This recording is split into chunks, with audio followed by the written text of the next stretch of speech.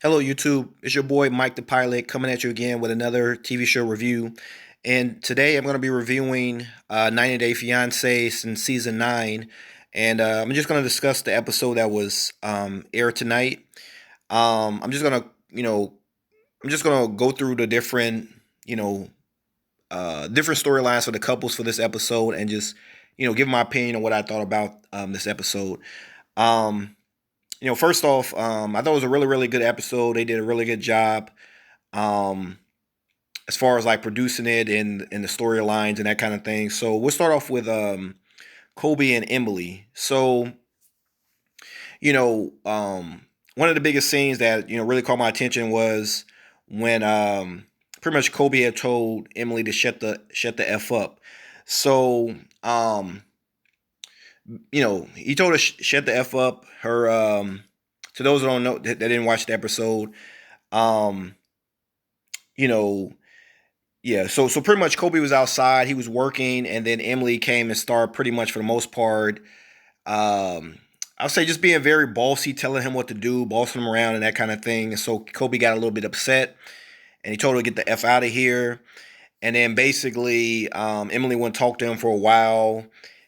Her mother was saying that basically saying that her husband had never said anything like to him before, and then Kobe was just saying that his frustration was he didn't know if this was an American thing where like the women are just kind of talking down to him like he's inferior or something like that. But from our perspective, looking at the whole situation, I kind of think Emily, in my opinion, she's a little bit bossy, little bit bossy. She needs to just let him do his thing. He was doing he was working well. He don't really need her in his ear. And then also just the fact that she kind of made a threat like, when he came back to kind of apologize, she made a threat almost like, well, this is the way it's going to be. I don't think it's going to work out. And I just think that was very cold for the fact that, Kobe, he's in a foreign country. He knows nothing about the United States. He's not there with his family. And so I think it's very unfair for them to kind of like treat him like that. And then also in a sense it's almost like she's holding her child hostage because it's almost like he has to do whatever she says or else he'll be put out of the family. He have to go back to his country. He won't be able to see his child. And and so I just think he's in a very like bad situation, and it's kind of like his family is like really ganging up on her family is really ganging up on him. Um, his father wants to know like what is he going to do to provide for them, and then he just has to deal with a very like bossy woman. I mean, but I mean, technically, when you meet somebody, you gotta like, if you're gonna marry them, you gotta really really vet them. So I mean, it's in a sense, it's kind of good that now he's able to see how she really is, so he can kind of decide if he wants to marry or not, or if he wants to move on. I do understand that just because you have a child doesn't mean necessarily have to get married, but as we know that most children do better in two parent homes, and I'm sure that his child would like to have his real father there and not some random guy that Emily is dating or something like that. So I'm gonna end it with that because I don't want to keep this video too long. So that's what I'm gonna end for that couple. That's all I'm gonna say about Kobe and Emily. So moving on to Beanie and Re. So in this episode, turns out that Beanie is actually he's trying to get into MMA, and also he's been lately working out at the gym with a female. So he didn't tell his wife. So Ari just happened to find out, just stumbling in there with her children. She wanted to see what he was up to, and she just happened to catch him, sparring with like a girl, or whatever. So to me, she got really upset. She pretty much, cussed him out. Say you should have told me ahead of time. So big fuss, big argument about it. But from my perspective, um, I can kind of see the wrong and right on both ends. I can see what happened wrong on both ends. First off, um, there are a lot of times I used to go to the gym. There are like girls and females there at the gym, so it's not that big of a deal. But in this particular instance, when she mentioned that the girl did have on like some eyelashes and looked like she had makeup on, you could clearly see that she kind of was interested in him, for the most part. And she's kind of like, I'm not gonna say flirting, but you can see that she's probably interested in him. So that was a little, when it starts getting like that, that's when it's starting to get to cross the line. So I can understand why she was upset, but at the same time, she's just being a little insecure. I mean, he's just there, they're not kissing, they're not doing anything, they're just working out, so it's not that big of a deal. But I do see her perspective as well, because the fact that the girl had on makeup, it does make things look a little suspicious. So I would have been, so I kind of get it. So I kind of give her a pass in this case. But I guess the biggest thing with them is they're going to have to do a little bit more communication. And Beanie does look like he kind of likes to, um, what's the way I could put it? He likes to, you know, uh, take too many risks. I think, because I'm sure this is probably not the first time he's kind of done that. He's been very flirty with some other type of women, but I don't really know him personally, but that's what I kind of suspect. So anyway, moving on. Next couple that I found really interesting in this episode was, I believe her name is Sheeta and Balil. And so pretty much in this episode, in one instance, Balil, he comes home. She had been like, I guess, because she's part of the Islam faith. She was, washing her hands, doing some prepare. She got like water everywhere. So he came in, and he was just very,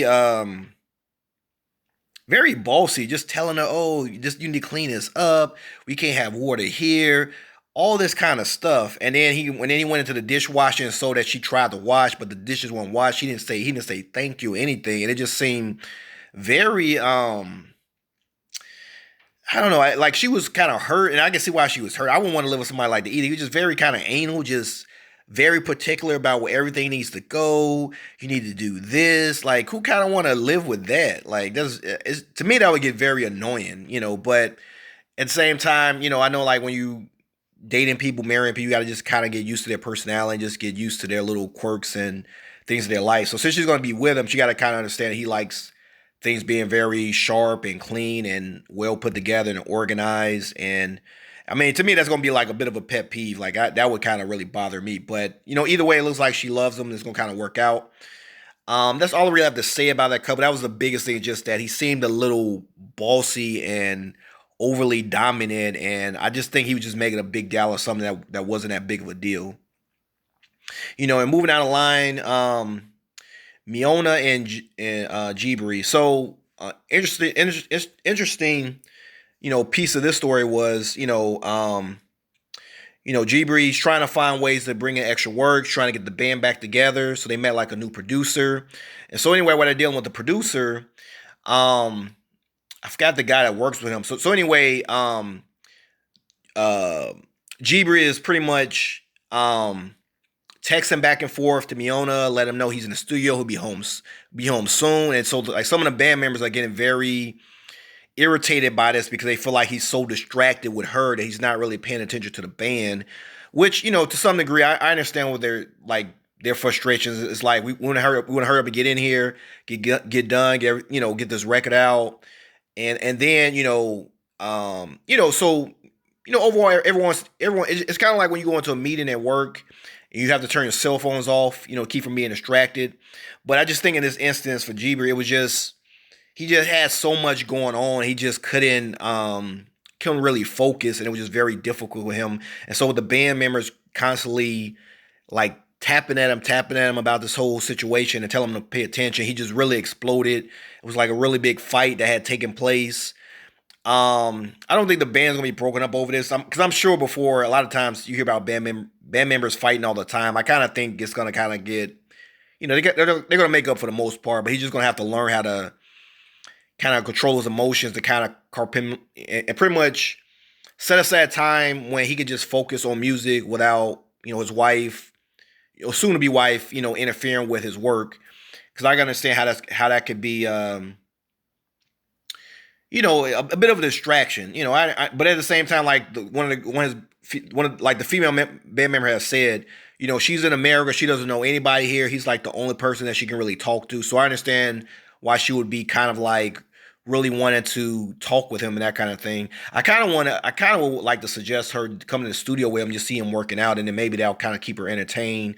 She won't feel so lonely and bored because she'll understand that he's working. But but that's between them. So um, that's all I have to say. And then like one of the final couple really is Muhammad and Yvette. So Muhammad is part of the Islam faith, and so Yvette wanted to go out with her, friends and that kind of thing. And Muhammad had a problem with it because, he thought she was going to, he thought that her friends were going to be like a bad influence on her, get her, to be partying, sleeping around, doing all this kind of crazy stuff. So right now she's having a conflict of, her and her friend were just pretty much what they thinking is that he's going to kind of be controlling and could try to change her and make her do and convert and do all this kind of stuff like that. But the thing is, it's kind of like she should have kind of knew that this was how it's gonna kind of be before she even brought him there. The thing is, like when you meet somebody, it's very unlikely they're just gonna change their religion and just convert to your religion, that kind of thing. It's like a really big yeah, like people stay pretty close to their religion. It's just very hard to just convert somebody that easily. So she should have kind of knew that he was going to kind of be really big into his religion. He wasn't going to just give that up so easily. And also at some point, of course, he was going to try to see if she try to convert her if possible.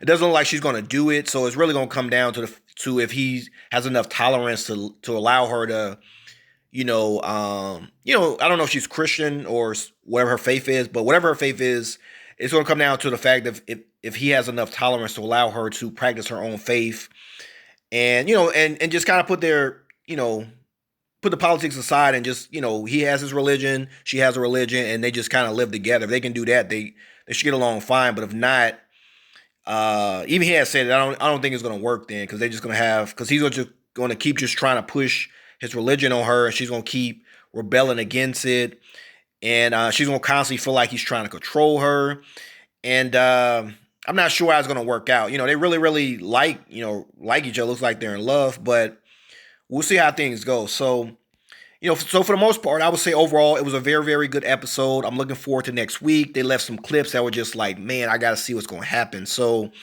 I'll review the next episode when it comes out next week. I'll give this, episode, I'm gonna say 5 McFlurries out of 5 McFlurries. It's a very, very good episode. If you haven't seen it, you have on demand, you should check it out. I really, really encourage it. Wonderful episode. I really, really am a big fan of 90 Day Fiancé. I'm looking forward to the next episode. And I'm going to end it on that. So until next time, this is your boy, Mike the Pilot, signing off. And again, please hit the notification bell, hit the thumbs up button, leave, comments, subscribe. And until next time, this is your boy, Mike the Pilot, signing off.